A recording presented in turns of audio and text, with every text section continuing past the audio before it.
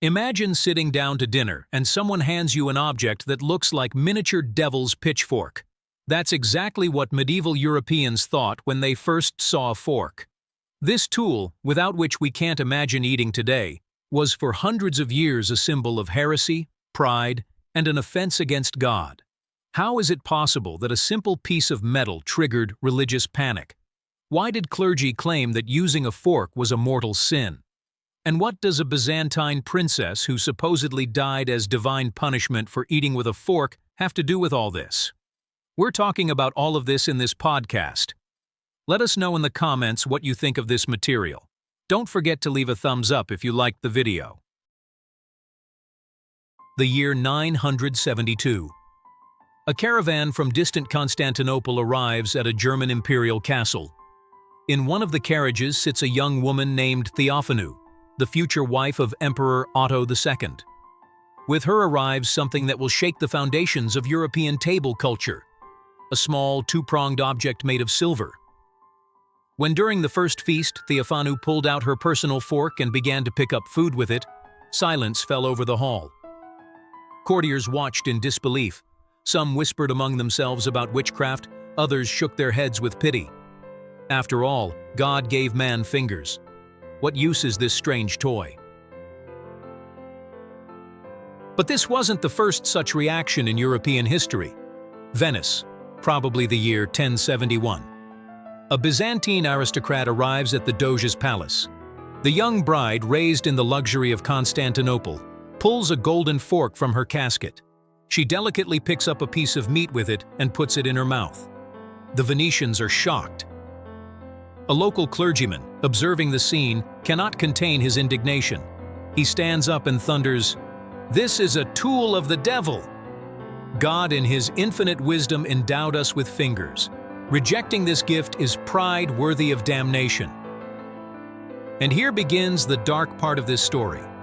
When the Byzantine princess died a few years later, probably from some infectious disease, Venetian priests immediately declared it divine punishment. "You see," they said from the pulpits, "this is what happens to those who scorn divine gifts."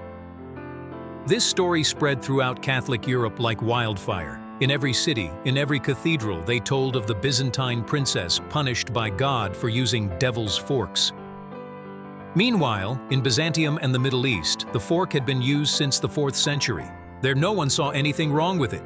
Quite the contrary, it was considered a sign of civilization and hygiene. But in 1054 came the Great Schism, the split between the Eastern and Western Church. From that moment on, everything that came from Byzantium was suspect in Catholic Europe. Medieval theologians saw something more than just a tool in the fork. Its forked shape was associated with the devil's attributes. In the painting of this period, Satan was often depicted with a pitchfork with 2 or 3 prongs. Wasn't using a miniature version of such forks at the table an invitation of evil into one's home?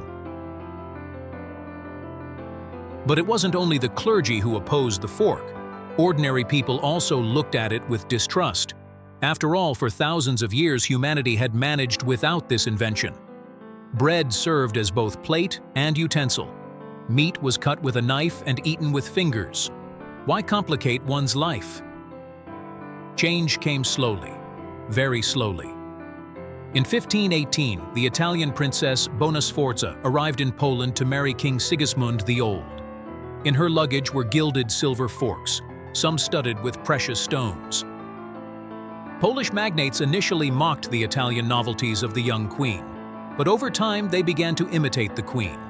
The fork became a status symbol. Whoever had one showed they were a worldly person. However, outside the palaces, the fork remained unknown. In Polish villages, even in the 19th and even at the beginning of the 20th century, the basic utensil was a wooden spoon. In France, the resistance was even stronger.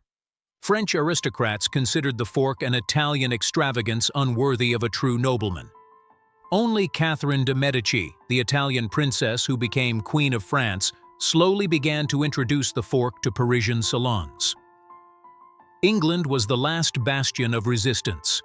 Even at the beginning of the 17th century, using a fork was considered there a sign of effeminacy. When Thomas Coriate brought a fork from Italy in 1608, his friends mocked him mercilessly. They called him Furcifer, which can be translated as fork fool.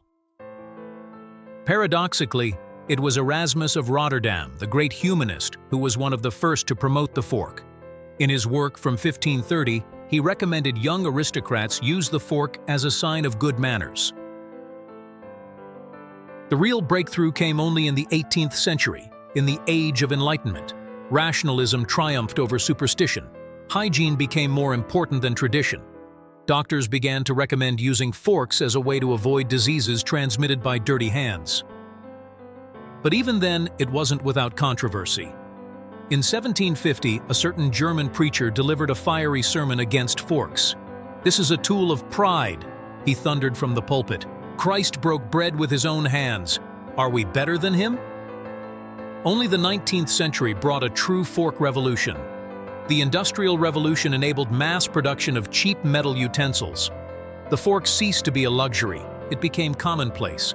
First in cities, then slowly, also in villages.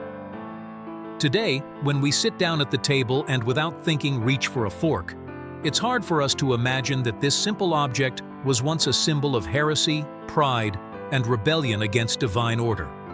That people died, and their deaths were attributed to punishment for using a fork.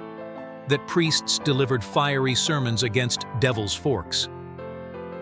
The history of the fork is not just a story about the evolution of table culture, it is primarily a story about how difficult it is for people to accept changes, how easily we demonize what we don't know, how religion and tradition can become a tool of resistance against progress. Next time you pick up a fork, think of the Byzantine princess who paid with her life for her extravagance, of the monks who saw in it a tool of the devil, of Polish peasants who even 100 years ago ate with a wooden spoon from a common bowl. And ask yourself, what forks are we rejecting today? What innovations arouse our fear and opposition? Will someone 100 years from now laugh at our fears, just as we laugh today at the medieval fear of the fork? Thank you for listening to our material. If you like our content, leave a thumbs up, write a comment, and be sure to subscribe to this channel. Thank you in advance for any reaction.